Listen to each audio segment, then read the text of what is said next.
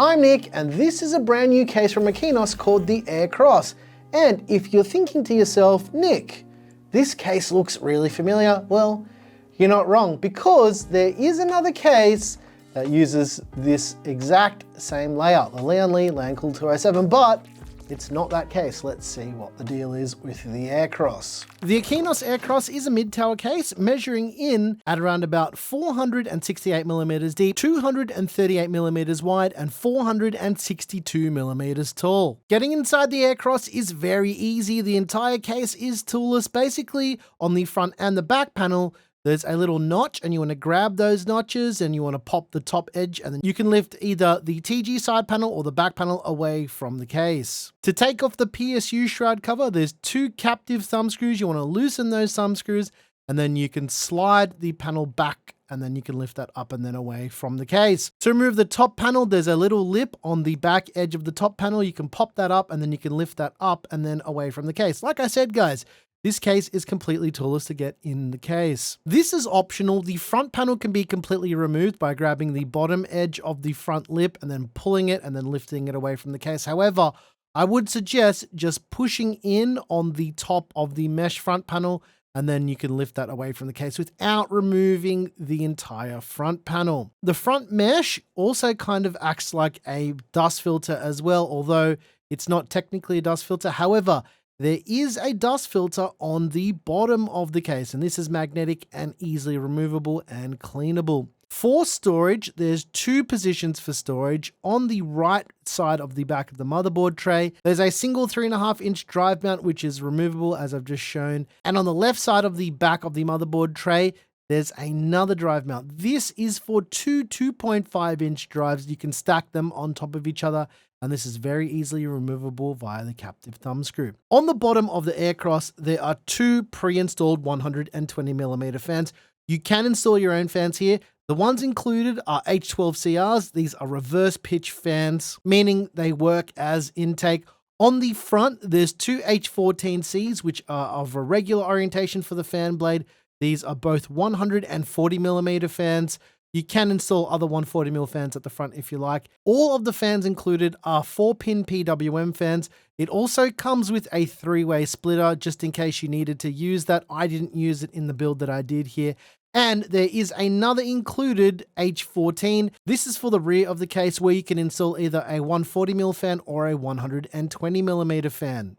At the top is a little bit of a different story. You could install either two 140mm fans, three 120mm fans, up to a 360mm radiator, including a 280mm radiator.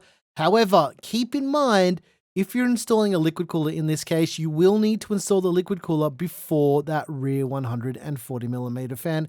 It'll just make your life a heck of a lot easier.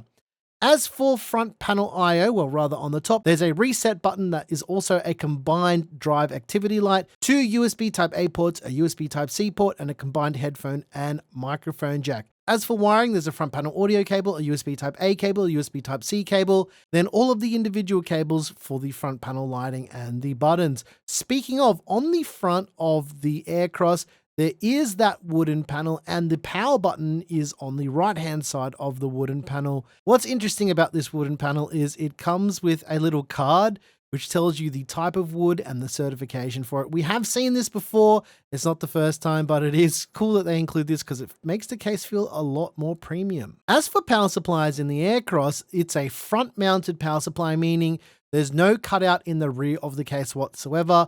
Basically, how this works is you load it in through the back side at the front, and there's also an included extension cable that plugs into your power supply. Then the power connector is on the rear panel of the case. For motherboards, the Air Cross supports ITX up to ATX motherboards. It does have a sunken motherboard tray, which is something that I really like. What's interesting about this is it supports back connector motherboards, both MATX and ATX back connector motherboards, but for the build here, I didn't use a back connector motherboard. I really wanted to try out this new ASRock board as well as this new Cooler Master 3D heat pipe cooler, which we'll come back to a bit later with the thermals because it is quite interesting. When it comes to GPUs in the Air Cross, there is an included GPU support bracket. How this works is it screws to the motherboard tray and you can slide it up and down. There's also left and right adjustment on the bracket itself. That way you can avoid the holder touching any of the fans on your graphics card. Speaking of, as for maximum GPU length, the Air Cross supports GPUs up to 400mm long. Cable management on the Air Cross is really nice. On the left side of the motherboard tray, you have 37mm of clearance, and on the motherboard side of the motherboard tray, I hope that makes sense, you've got 33mm of clearance, meaning if you're using a back connector board, you're going to have no problems with plugging in your cables and being able to put the back panel back on. There's also included Velcro tie downs and plenty of cable pass-throughs. But you know what, guys? I think that's basically everything you need to know about the Air Cross for now, and then we'll chat about thermals shortly.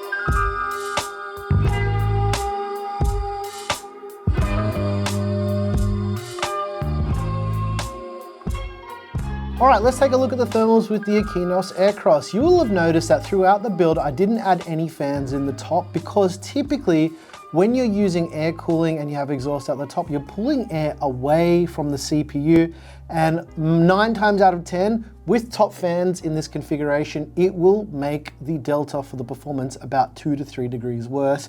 And we wanted to give this new 3D heat pipe cooler from Cooler Master a fighting chance, and I gotta say, the results here are rather good. I didn't expect them to be as good as they were. Keep in mind, the fan profile was set to the silent profile as well, given that that's what it is out of the box with this ASRock board, and the thermals are better than I thought they'd be, especially for a 9950X 3D with a single tower cooler. So yeah, there you go. Some first results and independent testing for these new 3D heat pipe coolers. We will be diving into this a little bit later on the channel, but for now, yeah, I just wanted to see what the deal is. Okay, speaking of the deal, right, if you're interested in any of the hardware used in this build, there's a PC part picker list, as well as little Amazon links to all of the other components in the system.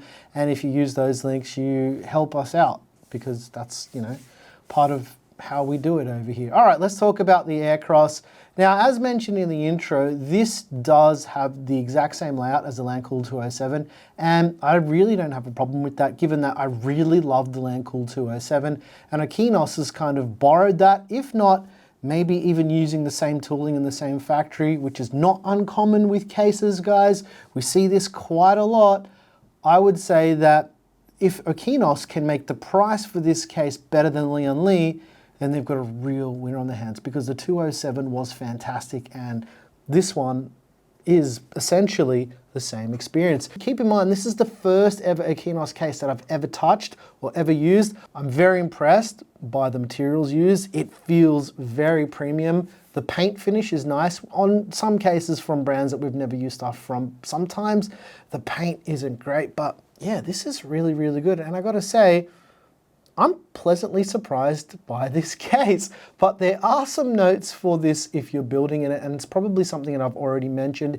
If you're looking at installing a 360mm liquid cooler at the top of the case, the included 140mm fan needs to be installed after installing the liquid cooler because of how tight the tolerances are with this case. Much like the 207, this essentially is an MATX size case that allows you to fit full ATX hardware in it.